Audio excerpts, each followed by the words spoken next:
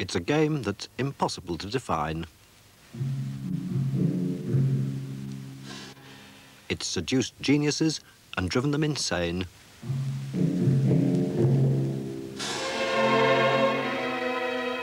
No one knows how it started, but it was probably born in the East sometime after Christ, but before the Prophet Muhammad.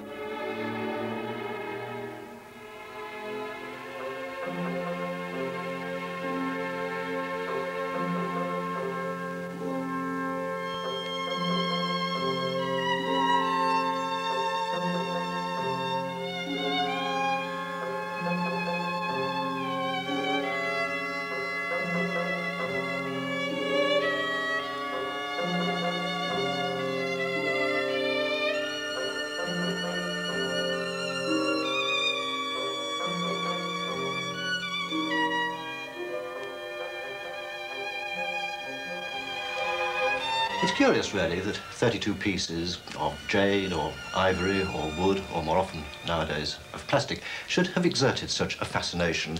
And the more curious when one considers that nobody has really satisfactorily defined chess as being a sport, an art, or a science. Perhaps like all really great games, it's a combination of all three.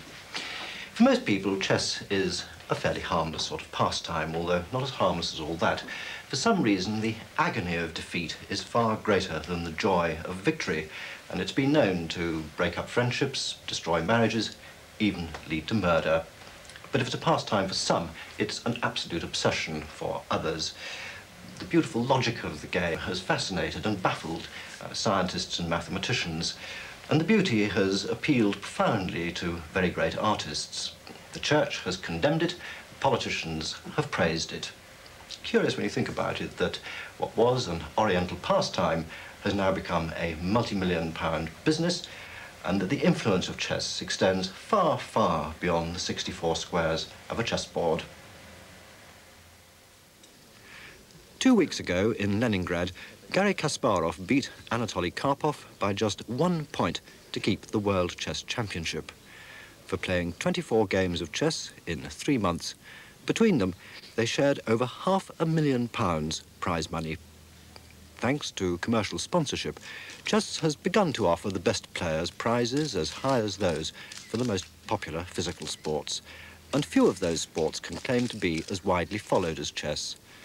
The moves of the games between Karpov and Kasparov were followed by chess enthusiasts in every country on Earth. They were analysed in newspapers and magazines, and the mistakes and brilliances of the players will be argued about for many years to come. Chess has been evolving for more than 1,000 years, and yet it's only during the last 100 years that there have been official champions like Karpov and Kasparov. From its peaceful Oriental origins, chess the game took a very long time indeed to develop into chess the sport. The story of how it did so is a tale full of the most surprising twists.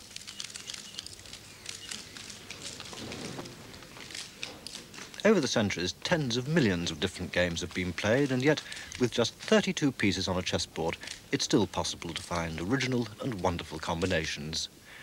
Every chess game starts in the same position, but what happens after that first move has filled more books than perhaps any other game or sport. And as the literature of chess grows and grows, it only seems to show how many more problems this game has to offer, even its greatest players. Nobody is sure exactly how or precisely where the game began. According to one Islamic legend, it began in the Garden of Eden, where Adam supposedly played to console himself on the death of Abel. Other myths credit Aristotle with inventing the game, or date it back to the fall of Troy. But the earliest reliable historical references to chess appear in Sanskrit poems of northwest India in the 6th century. From India, chess travelled north to Central Asia and west to Persia. In the 7th century, the Muslim Empire began to expand. The Arabs overran Persia, and the game was adopted by the Muslim world. And it was the spread of Islam which led to chess appearing eventually in Europe. Diplomatic contacts, trade routes, and particularly the Moorish influence in Spain all combined to export Arab culture and learning. As the arts and sciences of the East began to flourish in southern Europe, the intellectual and geometric appeal of chess also began to take root, although the design and names of the pieces needed some small modifications to fit the new culture. Originally, the chessboard was a battlefield for two opposing armies. Quite apart from the fact that few Europeans had ever heard of an elephant, the Western culture liked to think of the pieces as representing two rival courts. The king could retain his role, and the knight still seemed appropriate with its clumsy sidestepping movement to give the mounted horseman in real life room to swing his sword. Whatever the pieces were called, the game of chess was always seen as a game of war.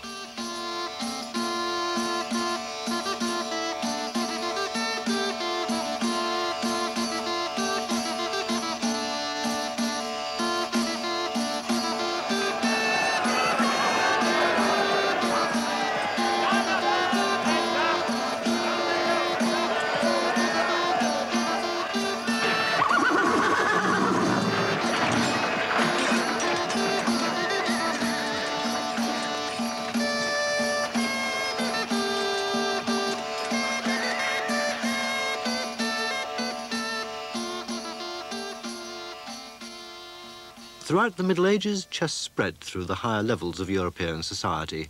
At court, no aristocrat's education was considered complete unless he knew at least the moves of the game. For some, a game of chess was even a useful device to add to the ritual of courtship.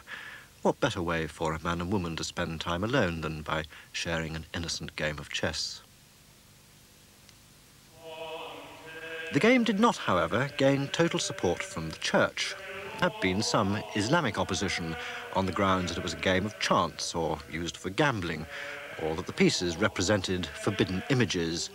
The Christian church, too, had doubts about its value. Several archbishops forbade the playing of chess. They saw it as vain and frivolous.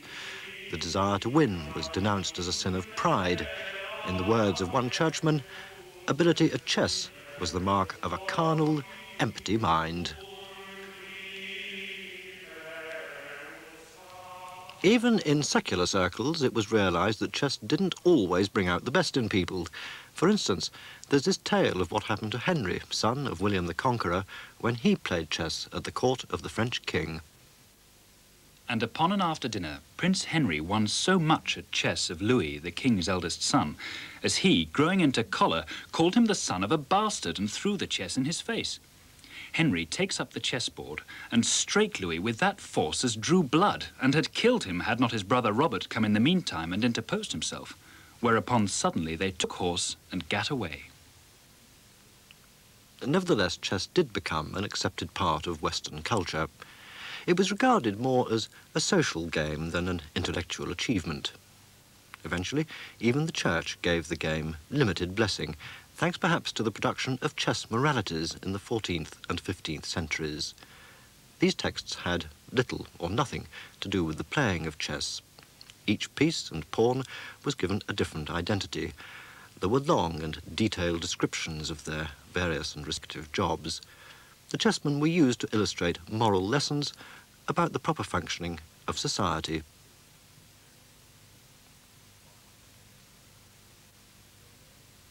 In 1475, William Caxton translated one of these moralities. It was one of the first printed books in the English language.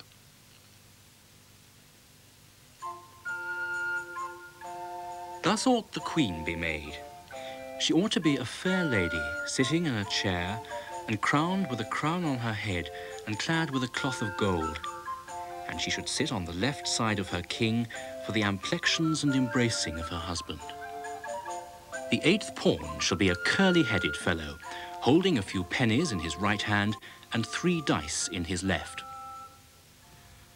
And at the same time, real-life gamblers began to turn their attention to the possibilities offered by the game. A brand of medieval chess hustler emerged, armed with a collection of problems on which bets could be placed. The old rules made it slow and unexciting as a competitive game, but the problems could still exert great fascination. Thou shalt remove thy king to the 2nd house of thy king's bishop. Then he shall be forced to save his knight in the 2nd house of his king. And thou shalt give him check with thy queen in the 4th house of his king's rook. So much more romantic than KF2, NE7, QH5 check and all that algebraic nonsense. Now, the fact is that up until the end of the 15th century, the game of chess was what could only be described as sedate. And the reason was really rather simple. In the first place, pawns could only move one square at a time. In the second place, bishops had only one move, and that was eccentric to the nth degree. They could only hop 2 squares along their diagonal over anything in their way at a time.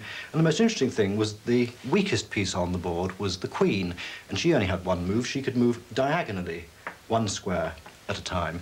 Now, the result of this was that the two armies took ages to get into contact with each other, and if they did, the chances of any quick, decisive attack was absolutely negligible. And what actually happened was that all the pieces were swapped off until eventually the king was left bare. It was called bearing the king, and when you'd taken all your opponent's pieces, you'd won. Checkmate hardly ever arrived. It was worth trying for, because if you were playing for money, it doubled the stakes.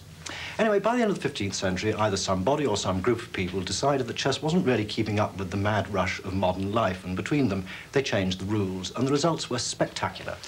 The rule changes weren't really enormously complicated, but the first thing they did was to give a pawn an opening move of 2 squares instead of only 1. The second thing that happened was they allowed the bishop to go as far as it liked, up and down its diagonal. And the third thing they did was to allow the queen to go as far as she liked. And suddenly the whole game became extremely flexible. Instead of taking what must have felt like months, as the old form of chess must have felt like, you could actually win with white in just 4 moves. Those were the opening 3, and there's the 4th. And rather amusingly, as white, you could lose in just 2 moves. So, chess was dead, long live chess. New rules, new literature, and new, very vicious rivalries. They all started in 1497, when the Spaniard, Luis de Lucena, wrote the first book on modern chess. Lucena analysed what he considered to be the best opening moves of a chess game, and he also gave some more general advice. If you play at night, place the candle at your left side. If by day, place your opponent facing the light. It will be the worse for your opponent if you play him when he has just eaten and drunk freely. During a game, drink water, not wine.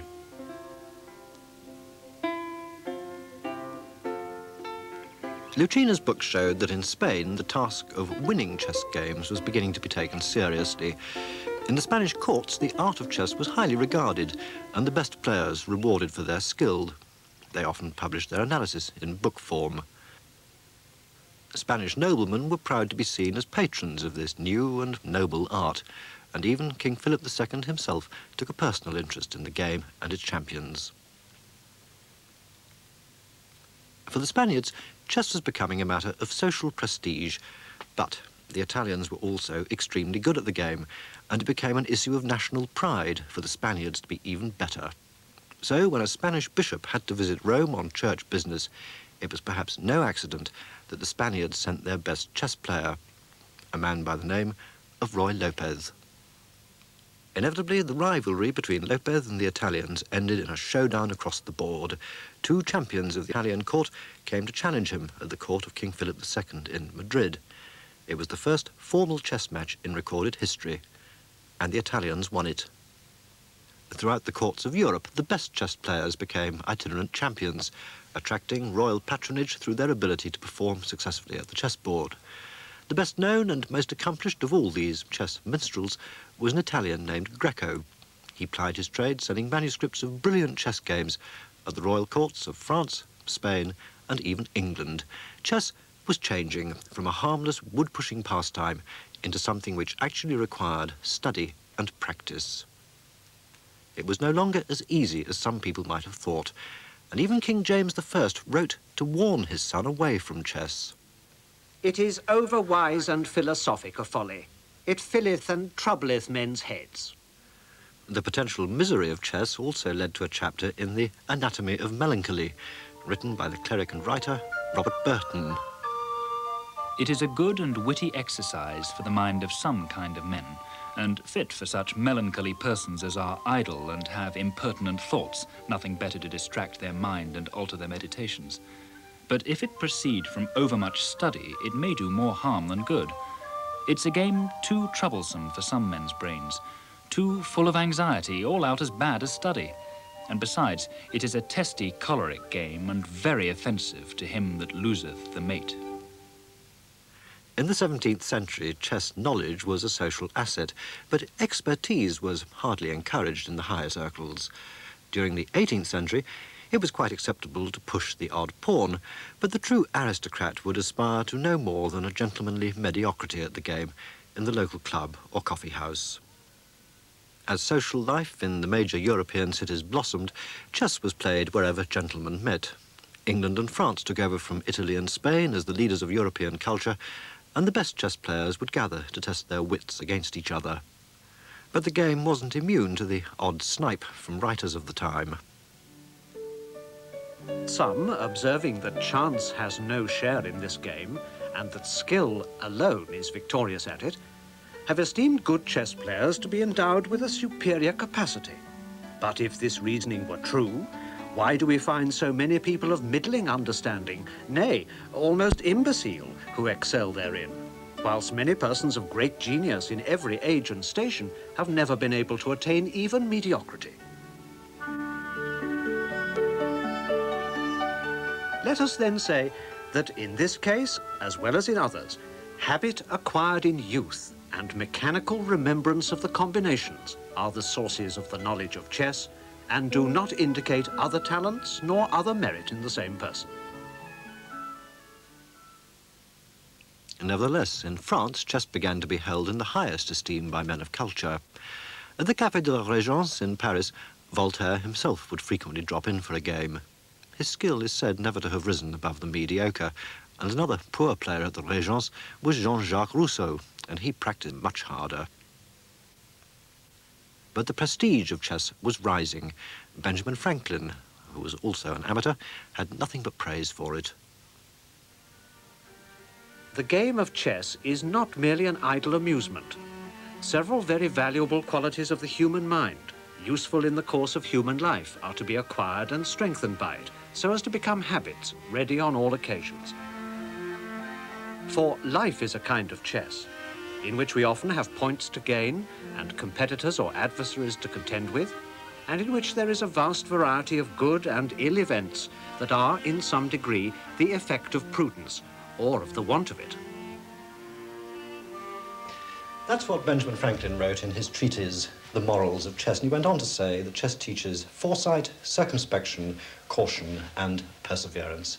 In a word, chess acquired intellectual respectability, and it no longer became a sign of a completely wasted youth to win games of chess. And now that chess had become respectable, and players also had become respectable, the game began to have a need for a new sort of hero. The man who fitted that description was François-André Donegan Philidor, the first modern chess player. Philidor had a true genius for chess. He'd come from a family of musicians and composers at the court of Versailles.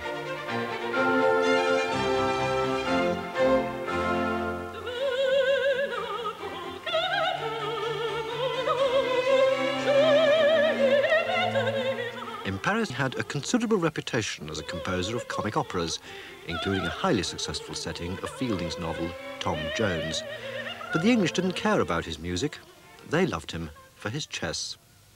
Philidor had already astounded the browsers and sluices at the Café de la Régence with his ability to play chess blindfold. It had been rumoured that certain old Arab masters had been capable of such a feat, but no modern player had ever seen it done. Few believed it possible. He was soon signed up to give exhibitions at the London clubs, where his opponents were the best England had to offer. Philidor led a curious life. He spent 6 months of the year in London playing chess, and the other 6 months of the year in Paris writing operas. He was a simple man of the utmost charm and modesty, unaffected by praise and criticism alike, and the English press were delighted by him. One of them wrote of his blindfold games, a wonder of such magnitude as could not be credited. His friends in France were slightly less happy. They were afraid that his mental exertions could drive him mad. To risk your talent and your reason for nothing is simply inconceivable. When you've lost your ability, will the English come forward to rescue your family? At most, they will say of you, there is that Philidor creature. he's nothing anymore. He lost all the sense he had by pushing little pieces of wood across a chessboard. But it wasn't insanity that caused Philidor's downfall, it was the French Revolution.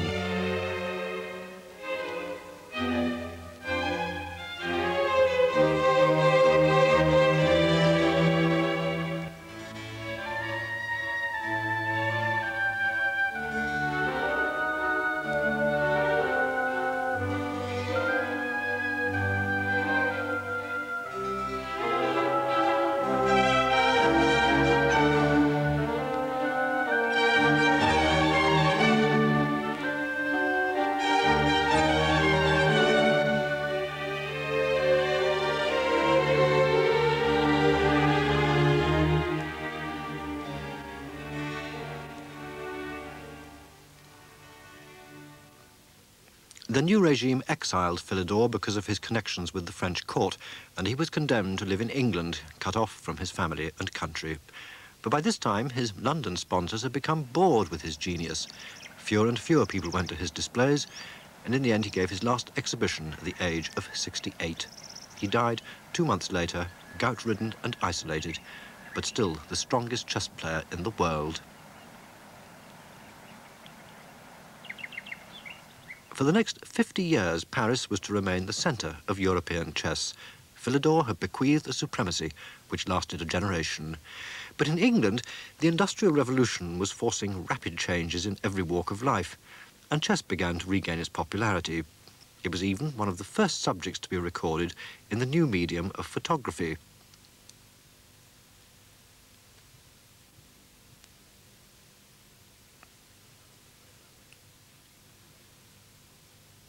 The English began to want a champion of their own, and eventually they found him in one Howard Staunton, a character larger than life in every way. Whatever else he was, Howard Staunton was not instantly lovable. He was unbearably pompous, and he was totally obsessed with himself. According to rumour, he was the illegitimate son of the 5th Earl of Carlisle, and it was not a rumour he did anything at all to quash. In fact, his origins were undoubtedly a great deal more humble. He was a self-taught man. He became a very considerable Shakespearean scholar, but it was for his feats in chess that he became famous. He was one of the strongest players in London. He was known in most of the big London clubs, and in particular Simpson's Divan in the Strand. But apart from being a formidable player, he also applied a very scientific and logical approach towards analysis and towards his writings, which were copious. In fact, if by any hideous mischance he should ever lose a game, he was never slow to find an excuse. It was either ill health or fatigue due to his literary efforts. Staunton's great rival on the other side of the Channel was Pierre-Charles Fournier de Saint-Amand, and in 1843 they did battle for national prestige and a stake of £100 sterling. Staunton won to establish himself as the best player in the world. In effect, his battle with Saint-Amand had been a match for the World Championship, and having won it to the general delight of the crowds, he decided to turn chess into a better organised, more competitive sport. He began in 1851, when the Great Exhibition was held in London. He organised the first ever international chess tournament, an unprecedented competition among the greatest living chess players from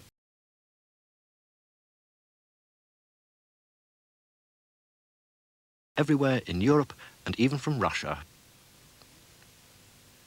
And of course, Staunton himself intended to win. Bearing in mind Staunton's character, it's not surprising that the organisation of the tournament was fraught with difficulties. In the first place, 2 Russian players didn't turn up at all, and a 3rd Russian arrived late. And thanks to ill feeling, several of the strongest players from London's clubs didn't take part. Even so, there were enough strong players to make it a very fine event, but enough of the strong players not to be there to give Staunton an excellent chance of winning. In the end, he only came 4th, and he was moderately quick to find a perfectly good reason for it, as he himself wrote of himself. In truth, to all who knew the labour entailed upon Mr. Staunton, don't forget he wrote this, in the carrying out of this tournament and his seriously impaired health at the time, the wonder was not that he played so ill, but that he played at all. But whatever his personal defects, Staunton had begun the great tradition of international competitive chess. He turned chess from a game into a sport. The Divan in London's Strand was no longer just a coffee house where chess was an idle pastime. It had become a breeding ground for future generations, a place where 50 years after Staunton, men like Steinitz and Zukertort could be seen polishing their skills before doing battle with future champions of the world. Staunton had provided a home for Europe's greatest players, and he'd standardized the rules of the game, and now he turned his attention to the pieces themselves.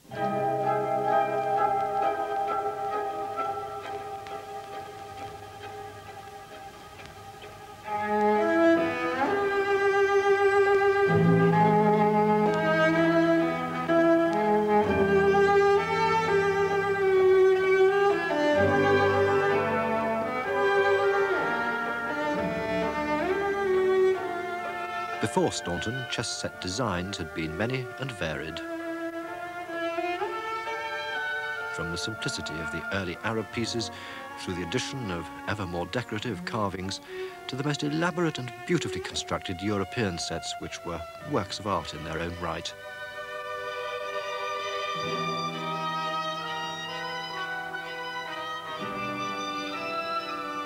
Staunton now endorsed a new, simple and elegant design of chessmen which were attractive to look at and easy to play with. With Staunton's name to back them, this design became the standard. The Staunton pattern chess set is still the one used for all serious chess competition. Howard Staunton had laid the foundation of modern chess. In 1,000 years, from the pious moralities of the Middle Ages, chess had evolved into the competitive sport we know today. In the new world of the 20th century, aristocrats, politicians, and peasants by the million were to adopt the game.